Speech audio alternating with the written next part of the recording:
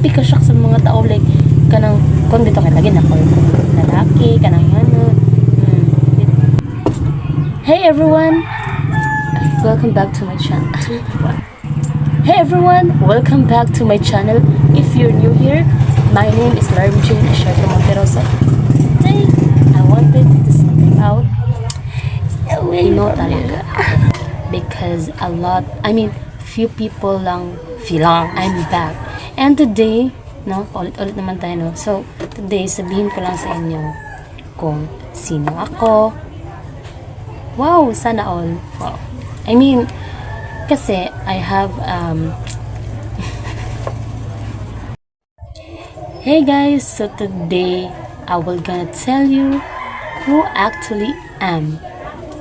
So ako yun. So ito na yung pinaka-hinihintay nyong malaman tungkol sa akin. Sa 21 years ko dito sa mundong to, sa earth, few people lang yung nakakaalam kung ano talaga ako, kung sino talaga ako. Yung iba, alam lang kung ano yung pangalan ko, saan ako nakatira, di ba? So, today, malalaman din na kung sino talaga ako at kung ano talaga yung true identity ko. Pagka grade 8 na ako, dito nag-start akong transition bitaw. Kay start ang akong kanang as in nag-transition ko like nagpabuhikat yung buhok nya. Dito na nag-uyab na kong babae. Yan, naka-uyab kong babae. Pakita na ako sa inyong picture dira.